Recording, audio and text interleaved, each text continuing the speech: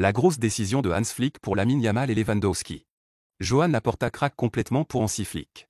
Le Real Madrid prêt à plomber le rêve de Laporta avec Erling Haaland. Là sont quelques-unes, parmi les multiples actualités que nous vous détaillerons dans cette vidéo.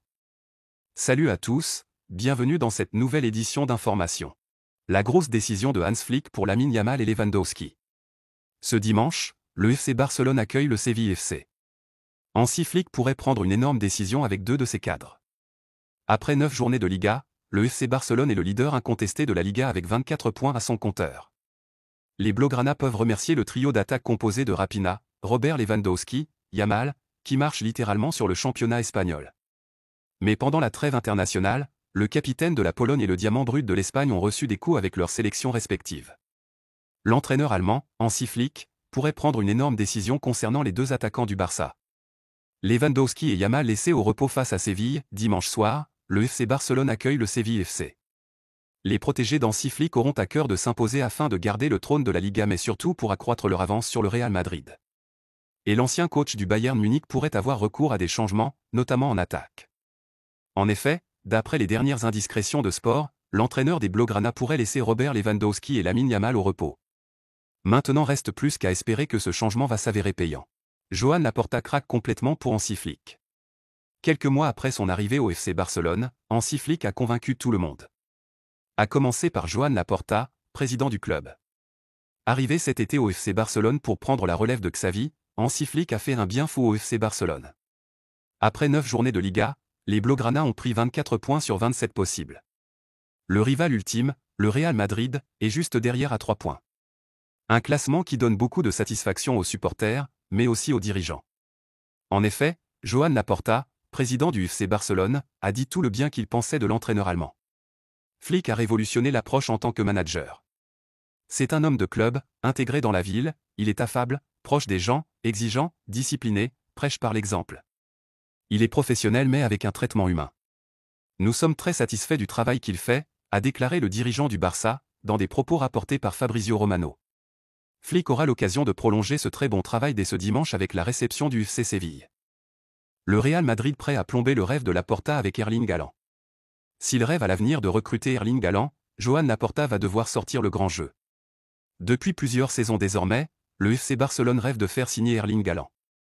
Mais pendant ce temps, le cyborg norvégien est trop occupé à entrer dans l'histoire de la Premier League en marquant but après but. Mais le Barça rêve encore et toujours de faire signer l'illustre avant-centre de Manchester City. Le président du club catalan, Joan Laporta a fait d'importantes révélations sur la venue de l'ancien du Borussia Dortmund. Le Real en avance sur le Barça pour Haaland, d'après les dires de Sky Sport, le FC Barcelone compte recruter Erling Haaland.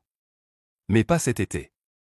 En effet, Joan Laporta désire bel et bien s'attacher les services du Norvégien mais d'ici 2 ou 3 ans. De plus, l'avant-centre ne fait pas non plus le pressing pour rallier la Catalogne cet été. La direction barcelonaise préfère attendre la fin de son contrat en 2027 pour tenter de le convaincre de signer en faveur du Barça. Et au vu de ses performances du côté de Manchester City, les Blaugrana devraient avoir de la concurrence dans le dossier. Avec des finances au beau fixe, le Real de Madrid serait en bonne posture pour passer à l'attaque d'ici la saison prochaine. Malgré l'attaque déjà bien chargée du Real Madrid, le président Florentino Pérez pourrait se permettre de signer une fois de plus cet autre gros talent juste pour contrecarrer les plans du FC Barcelone. Coup dur, le Barça annonce encore un blessé. En pleine tourmente liée aux blessures, le club catalan a enregistré l'ajout d'un autre joueur à sa liste d'infirmerie. Le FC Barcelone fait face cette saison à son plus grand adversaire.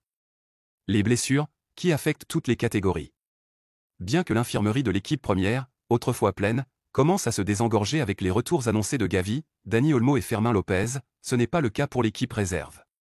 Tony Fernandez, le talentueux attaquant de 16 ans, est actuellement écarté des terrains à cause d'une blessure à la syndesmose de la cheville droite, survenue lors d'une rencontre avec l'équipe des moins de 18 ans espagnols, comme l'a indiqué Albert Sanchez à la presse du club. Il rejoint ainsi plusieurs de ses coéquipiers à l'infirmerie. Tony rejoint Diego Cochen, le gardien, ainsi que le défenseur Joan Anaya, l'intérieur Alex Garrido, les attaquants Diego Percan, Victor Barbara et Juan Pira, et les ailiers Dani Rodriguez, Raúl da Costa et Oscar Urona. Il est actuellement le 10e joueur blessé de l'équipe réserve. Ce début de saison difficile pour le Barça Athletic, qui cherche toujours une victoire à l'extérieur, s'avère encore plus compliqué. Lionel Messi évoque à nouveau sa retraite. À 37 ans, Lionel Messi a brillé pour son retour en Argentine. Étincelant face à la Bolivie, 3 buts, 2 passes décisives, la Pulga s'est confiée sur son avenir. Après une très longue période sans avoir joué en Argentine, Lionel Messi a enfin retrouvé son public dans la nuit de ce mardi à mercredi. À l'occasion du match face à la Bolivie joué à Buenos Aires, le capitaine de l'Albiceleste a fêté ça comme il se devait. 3 buts et 2 passes décisives, ce sont les statistiques du numéro 10 lors de la victoire éclatante 6-0. L'ancien du PSG n'a pas manqué ses retrouvailles, et a mis un peu plus son pays sur la voie d'une qualification pour la Coupe du Monde 2026.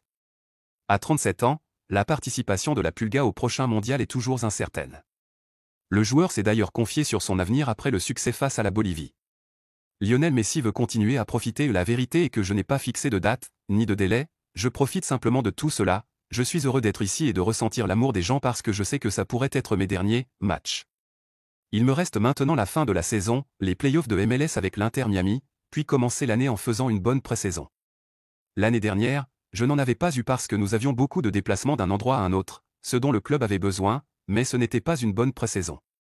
Je pensais beaucoup à la Copa América, et c'est pour ça que j'ai pris très soin de moi et parfois c'est pire. Il faut bien terminer l'année et recommencer à préparer l'année, je vois étape par étape et je continue à en profiter jour après jour, à confier la légende du FC Barcelone, avant de conclure.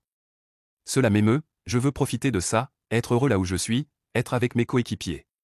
Malgré mon âge, quand je suis ici, j'ai l'impression d'être un enfant à cause des bêtises que je fais parce que je me sens à l'aise. Tant que je vois que je me sens bien et que je peux continuer à aider l'équipe comme je l'entends, nous continuerons à en profiter, a-t-il déclaré, dans des propos rapportés par RMC Sport. Le Barça condamné à une lourde peine.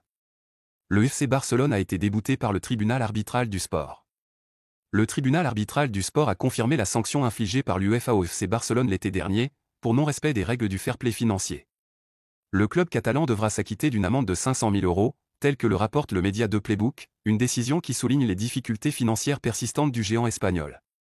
Au cœur de cette affaire se trouve la vente de 15% des droits TV du Barça à Sixth Street pour 267 millions d'euros. Le club avait comptabilisé cette transaction comme un revenu d'exploitation ordinaire, une classification jugée incorrecte par l'UEFA. Selon l'instance européenne, ces fonds auraient dû être enregistrés comme des bénéfices provenant de la cession d'actifs incorporels. Le Barça s'estime lésé par son statut particulier. Le TAS a estimé que l'infraction du FC Barcelone était intentionnelle, notant que le club avait persisté dans son erreur malgré la possibilité de la corriger et de réduire ainsi l'amende à 80 000 €. La direction du Barça, par la voix de son président Joan Laporta, a qualifié la sanction de « disproportionnée », arguant que le statut particulier du club en tant qu'association sportive l'empêche de recevoir des injections de capital comme d'autres équipes en difficulté. Cependant, l'UEFA a rejeté cet argument, soulignant que la situation financière d'un club ne justifie pas la violation des règles en vigueur. Cette sanction pourrait avoir des répercussions sur les saisons à venir, le TAS avertissant que la classification erronée des revenus pourrait affecter l'équilibre financier du club pour les 2 prochaines années.